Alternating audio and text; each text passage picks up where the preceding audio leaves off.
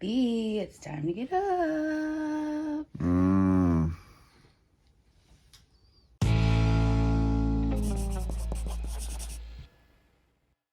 Welcome to Crocs in the kitchen or bathroom. I am Jessica. My face is so red right now. I just took a hot bath and a hot shower, and it's like, I don't even know, it's like 5:30 in the morning, and we're getting ready to head over to Mayo Clinic because we both have scans today.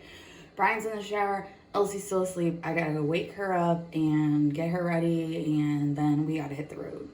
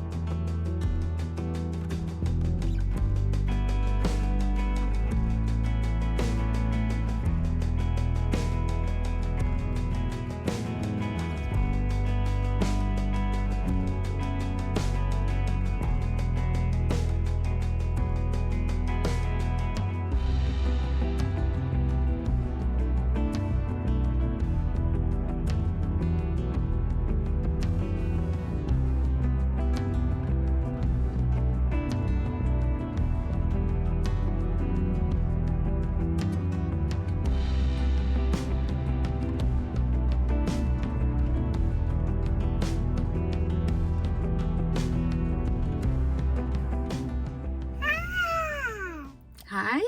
Elsie wants to say hi. We got all our little bandages on and stuff. All right, so both Brian and I have now finished our blood work, and we actually got the results back already, and my blood work looked fine. My blood work was fine. Everything was all within normal ranges, so Yay. that was good. We're just really, really tired right now. So We are all three of us are tired. We're all ready to take a nap, but I had my CT scan. It was at 7 a.m. So it's 8:30 now. We're all done with the blood work. We're done with my CT scan. We're just waiting on results for that.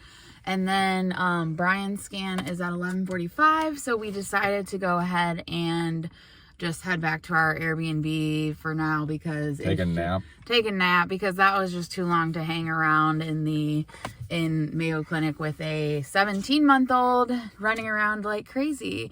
Can you talk a little bit about how you're feeling and how you've been feeling these last few days? I've just been, anxious and everything about all the scans and everything. And I think it was compounded by the fact that, it's both of us at the same time. And so it's like, not only do I have to worry about your scans, but I got to worry about my scans and vice versa. And it's like, just sort of compounding anxiety about stuff. But the funny thing is that yesterday on our drive up here, I felt great. I actually was calm, peaceful. Everything was good. And even now, like today, I felt pretty good. There was only a brief moment when I was sitting there with Elsie where I was just really tired and was, like, you know what? I'm just going to shut my eyes. I'm going to pray for a little bit. And so that's what I did. Yeah. I mean, you've been really nervous, and I keep saying to you, it's going to be fine. It's all going to be okay. And what did you say to me? Because I've been pretty calm about it, and you're like, oh, you've had a couple of years to get used to this. Yeah. It's like, I'm new to the game of my own diagnosis. Yeah. I never want to become to a point where I feel like I'm complacent, where I'm like, oh, it's all gonna be fine, and I'm not worried at all, because then I think it's maybe something unexpected comes and smacks me in the face. But I know that it is potential that, obviously at any point something could go wrong. But I think, with a couple of years, this is year 2 for me, I'm on year 3 now of since they've found any evidence of cancer in my body. And so it's just really, for me, I'm worried I'm not worried about Brian at all. Like, I feel like his is going to be fine. And that's how he was the entire time with me. You were like, it's going to be fine. It's going to be fine. Well, were you really like that, or were you? Oh, no, I absolutely was. Yeah. You just had this confidence and optimism. And I think I have the same thing for you. But for myself, I remember those first few scans after, my big surgery. I was so nervous. Yeah. And I'm trying to be definitely really respectful of how you're feeling and let you feel all the things that you need to feel, because it's all valid and it's all over the place. This is a weird thing, and it's even weirder that it's a 2-for-1 special. Yeah. But yeah, so we're gonna go take a nap, and then we will update you guys on what happens next.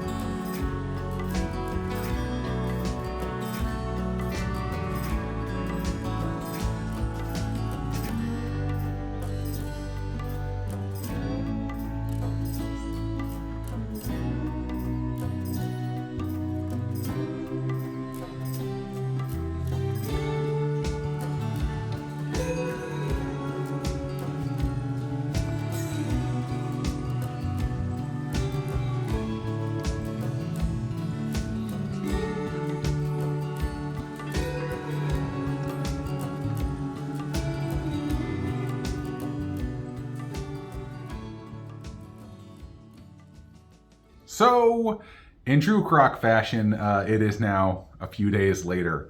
Obviously, these kinds of trips, even if they're short, like they're kind of just exhausting.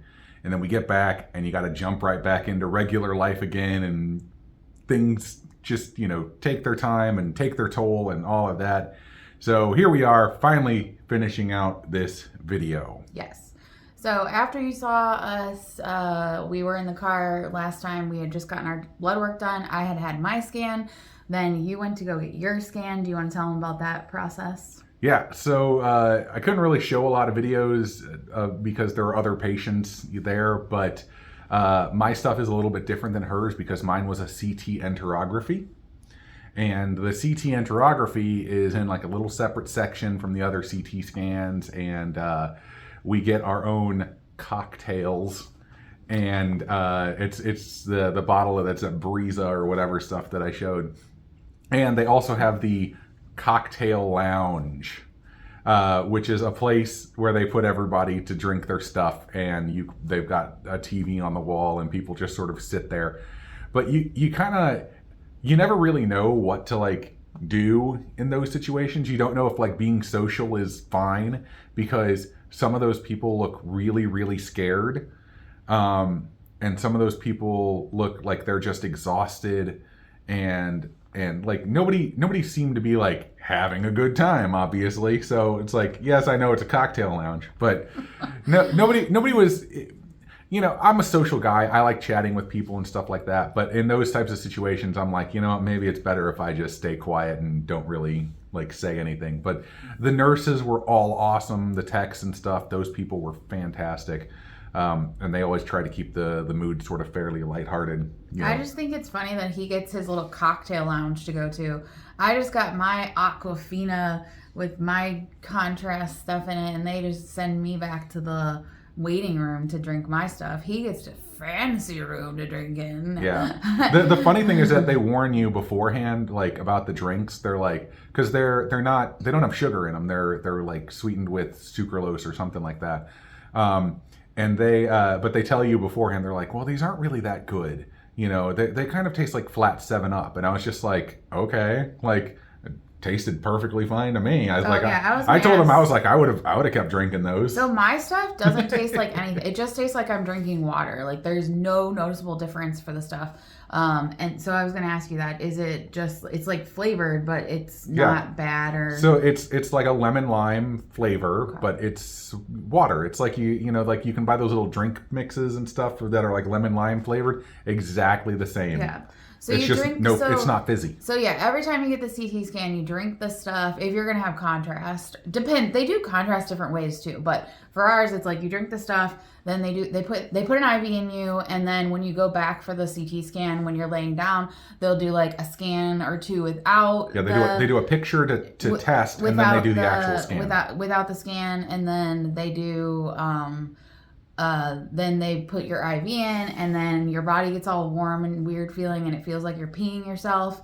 And then that's when they put the contrast whatever stuff in the IV, and then that's what makes everything like whatever. I went to the bathroom before I went inside of there, and I told them that, and they're like, "That was probably a good idea." I was like, "Yep, that's what I thought." It's like, this ain't my first rodeo, so. And then for the rest of the day, you're supposed to drink a ton of water. You're not really supposed to have caffeine, especially in his case, since he only has one kidney. And why is that?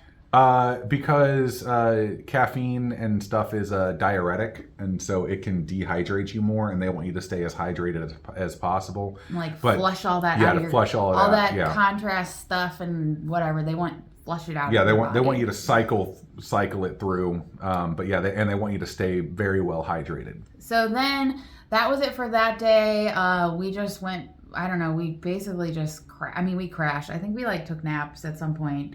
We were all like tired, and including Elsie. We did go to a little park that was kind of fun. Yeah. We walked around there for a bit and took Elsie on some of the little swings and stuff. Yeah. But yeah, we just kind of chilled, and then the next morning we had 3 appointments.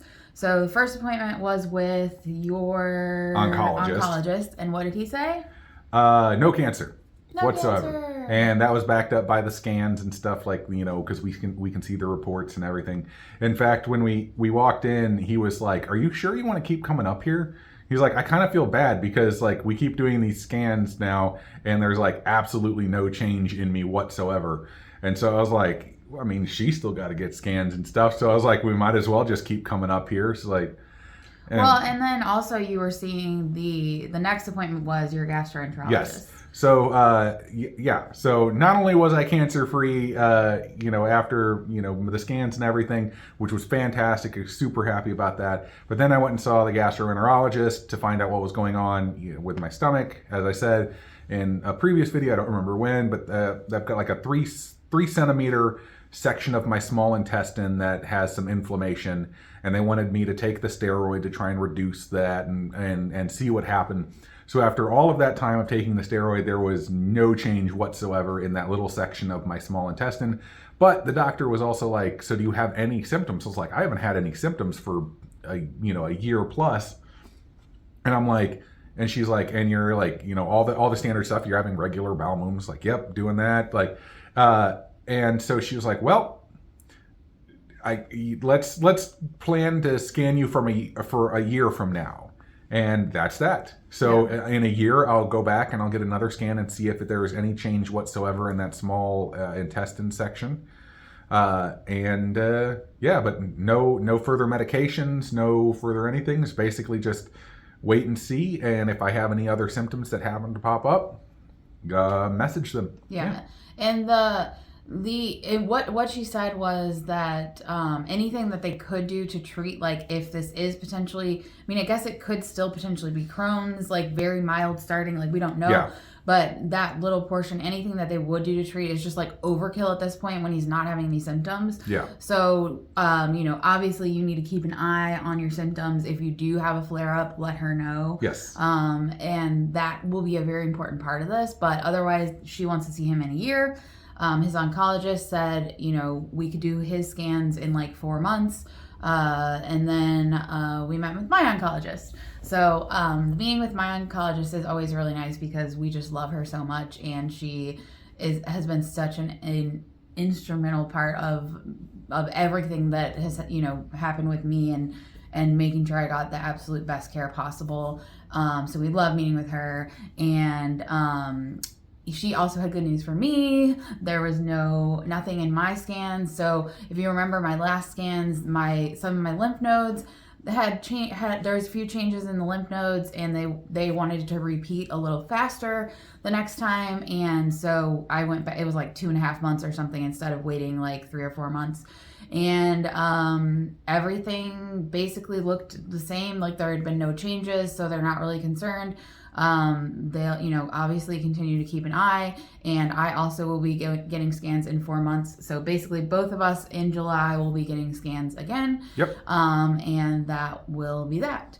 So yeah, all in all, not a bad trip. He was so worried, you guys. He was so worried leading up to this trip. I know we talked about that. It builds up to it, like you were right so now I'm anxious. fine. And as we get closer and closer to the scans, like I'll start to think of it more. But and you feel in your body as you get closer to the scans, all of a sudden it's like, wait, I do feel pain here. Is that even for me still? It's just like, wait, I do feel weird here. I feel weird there. Like, is that cancer? Is that, something? And so it's just, I think that's just how the cycle goes. The further out you get, the better you feel and the more confident you feel. But at the same time, you also know that changes could happen at any moment, and you don't take it for granted when we do get a good report. But yes, it was great coming off of this news, especially because going into planning for that embryo transfer very soon here, it is definitely good news that we both have our clean bill of health to celebrate. Yep. Fantastic. So close it? Yes. Subscribe to the channel if you haven't done so already, and click the bell that's right next to it. You'll get notified whenever we post a new video. You can also give us a like or share this video out if you feel so inclined. You can find us on social media, Facebook and Instagram, and we're posting things on there. You can see other videos of little things that we do, and I'm always, once again, open to messages and stuff and having conversations with anybody out there. But I think that's all I got. That's definitely all I got. We will see you next time on Crocs in the Kitchen. Bye. Bye.